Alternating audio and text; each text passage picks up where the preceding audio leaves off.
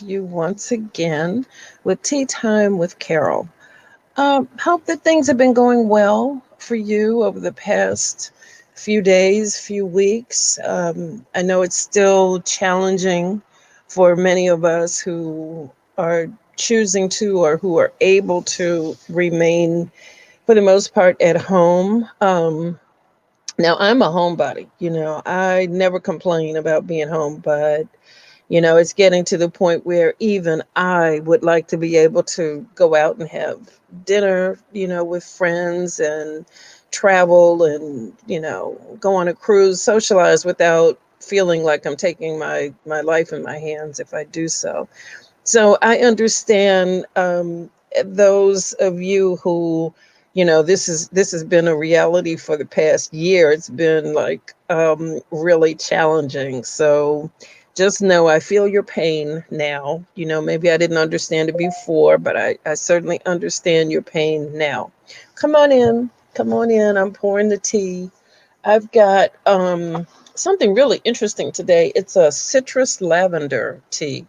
So that's what we're pouring today. We have fluffed up the pillows. We're all ready for you to come in and sit a spell and just listen to me share some thoughts with you. This is Women's History Month, and I thought it would be appropriate to share with you um, information that I find, fascinating. I've discovered two women, one of whom I've talked to you about before. So I'll talk to you all about her a little bit. And then there's another woman who is equally interesting. Her life is very interesting. Both of them were slaves, and I think it's important that we start putting faces and names to women who came before us, who were born into slavery and still managed to leave uncompromising and just really, really ridiculously wonderful lives, even given those circumstances. Um, so I hope you will bear with me. We're not going to be before you long, but I think these are two women. You hear about certain women all the time, and that's no shade certainly on them. They did great things, but there are so many others who are not celebrated and we don't hear about, and who've been, forgive the term, whitewashed, if you will, out of history. And the second one is really going to shock you.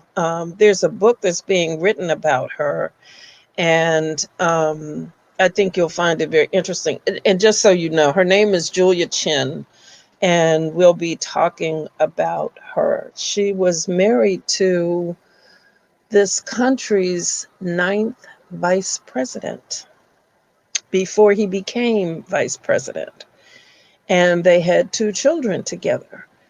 Bet you didn't know that. That's not in your history books. So anyway, we'll be talking about her, Miss Julia. And but the one I want to start with is one whose autobiography I've read. This woman is named, the first woman that I want to talk about. Her name is Amanda Berry Smith. She was born a slave in 1837 and she died in 1915. And during that time, she traveled all around the world, as a minister and as uh, she started an orphanage. She did just all kinds of things, and she when I say around the world, I mean literally around the world. She traveled to England. She traveled to Africa. She traveled just all over the place where she ministered to people. And in her autobiography, she makes it clear that she lived her life in total and complete dependence on God. And it's inspiring because she'll talk about a challenge that she was going through. She didn't have money for something, or she wanted a ticket to go somewhere, or she needed, money for food or whatever.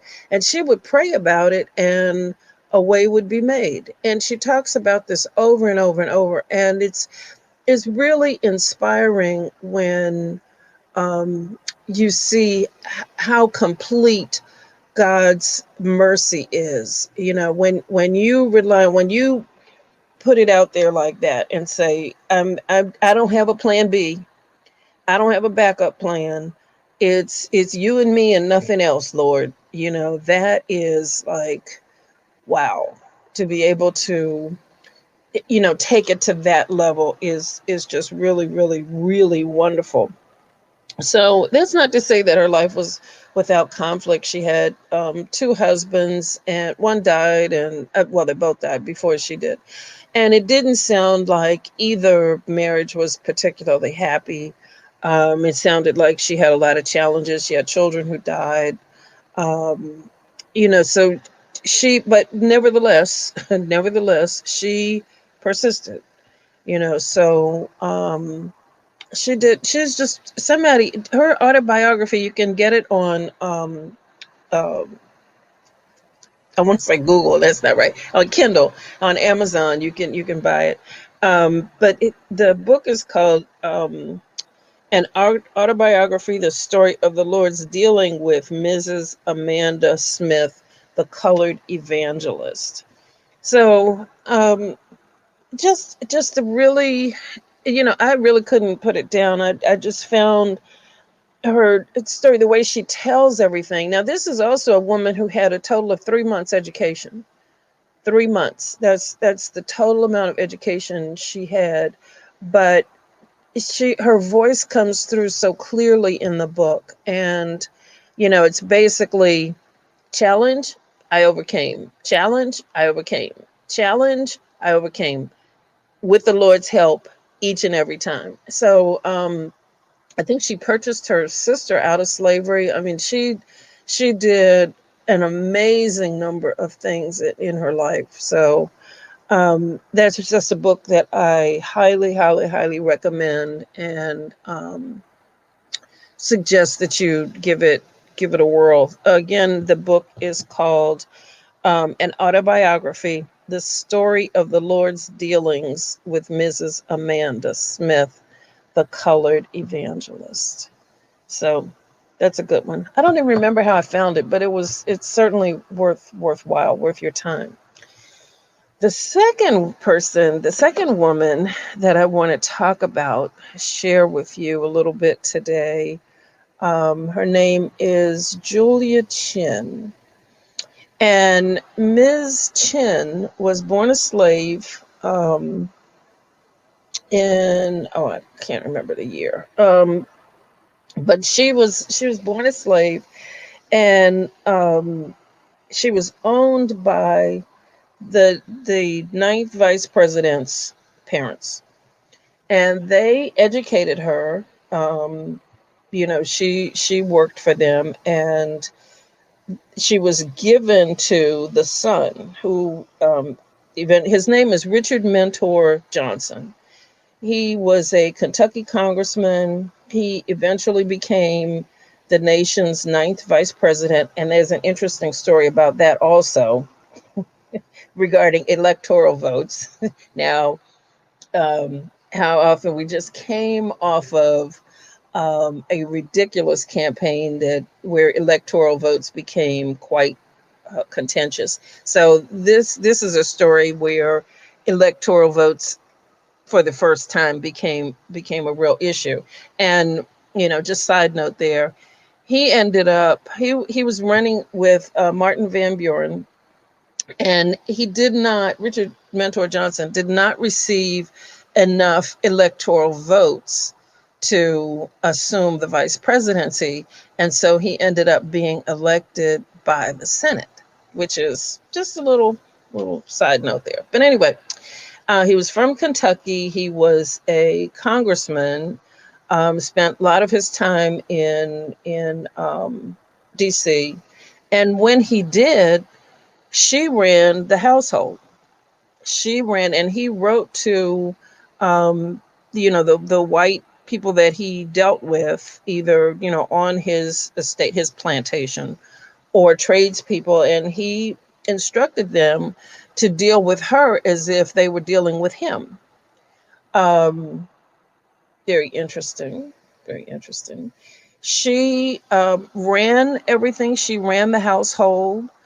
Um, she entertained. They had a very, very noted guest. They had this huge party for him. 5,000 people attended. There was Marquis de Lafayette, who's, a very famous person here. And she entertained. I mean, she didn't wear the simple, dresses that slaves did. She wore, the finery of high level people in society, high level women in society.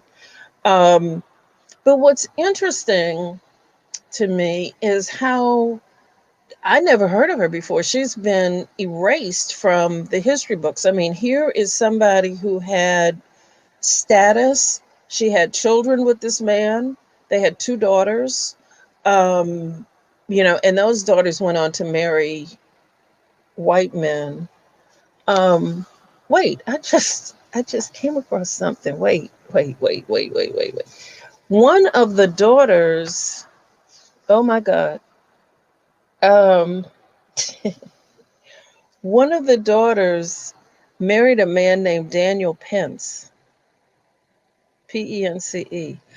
I'm um this is really interesting, but wouldn't it be something if we found that the last vice president, Mike Pence, was descended from this family and from this woman, Julia Chen? Wouldn't that be interesting? So what I'm saying is, I did not realize this before in doing the research about this woman, but one of her daughters, Imogene, she had two daughters. One daughter died kind of early. They're both married white men. But this second daughter, Imogene, married a man named Daniel Pence.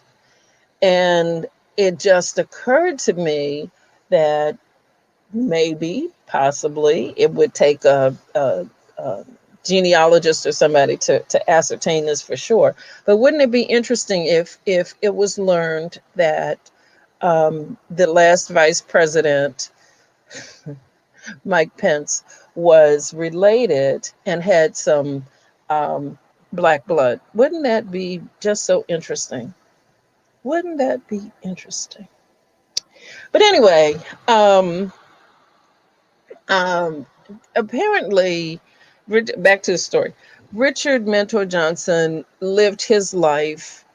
I'm sure they had money and privilege and everything, and he lived his life in a way where his preference for black women was very clear. There was one before he got with Julia. There was another woman that he had a relationship with that he wanted to marry, and his parents objected, and that's probably why they gave him, Julia. And I don't know what they thought that would do, but Johnson referred to her as his bride.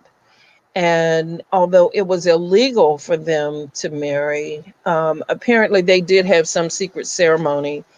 And, um, to outward society, he was considered a bachelor, and so I don't think there was too much of a public acknowledgement of the marriage, but he treated her as a wife and equal. What's interesting, he did not free her. He freed the daughters, but he did not free her. So, you know, one of the things that I think we as a society have to be able to face, everybody wants to just kind of move past and skip over what what it meant to be a slave, and we think about it in terms of, the field hands and the picking cotton. And um, I heard a white guy recently talk. He didn't, it was a police officer, and he didn't know his mic was on. And he said, I don't really see what was so bad about slavery. They were provided for, They got food, they got clothing, they got shelter. I don't see what the big deal is.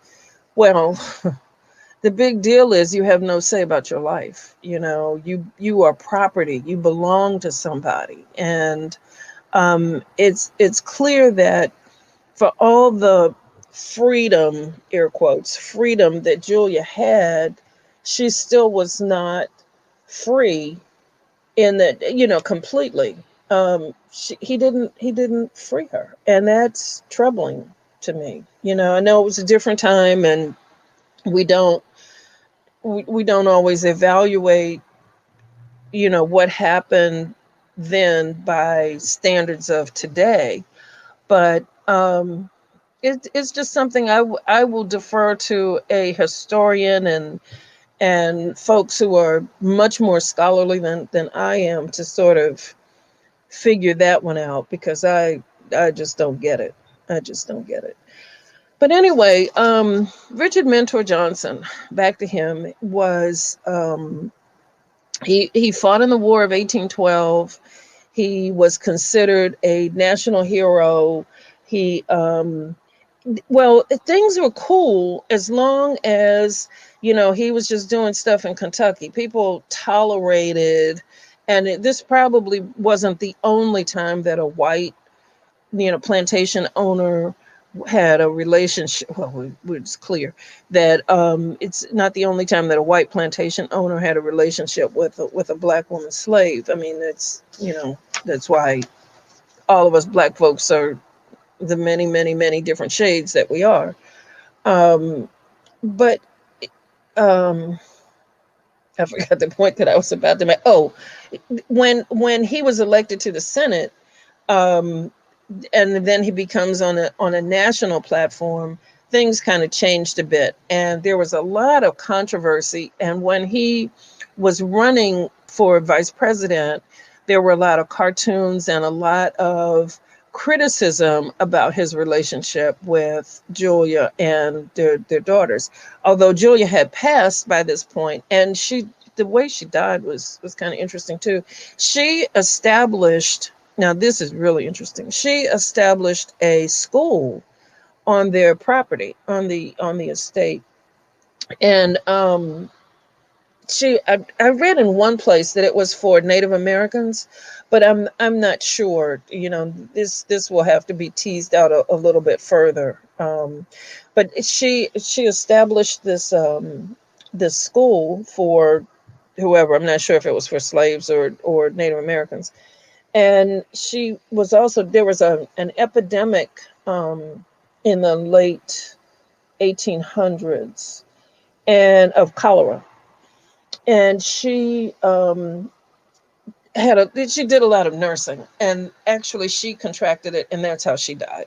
And he did not remarry, but he did have, Johnson, I'm talking about. He did have relationships with two other black women following Julia's death, but apparently her death affected him quite a bit. So, I just thought those were two women whose lives we don't really know a whole lot about. We know about Mrs. Amanda Berry Smith because of what she told us in her books, but the letters of, apparently, Julia, and I'm skipping back and forth, I'm sorry, but apparently the letters of Julia to Richard Mentor Johnson have been lost. So there's not a lot. I think historians are trying to piece together from secondary sources more about who she was and what she thought, and just about her as a person. Slave, running a plantation, mixing with high society, you know, acting as the lady of the house, but still a slave, still a slave. So I just wanted to share those thoughts with you today. Um, I think part of the path forward for us is being able to have these conversations and talk about, people like this who did these phenomenal things. Um, George Washington Carver is another one who comes to mind. I mean, we talk about him and the peanuts, and the million things, that inventions that he did with a pure simple peanut. But there was a lot of tragedy to his life, and I'll share that at another time. So I think that's a testament to the human spirit. It's a testament to how we as Black folks have been able to survive and thrive, and we will continue to.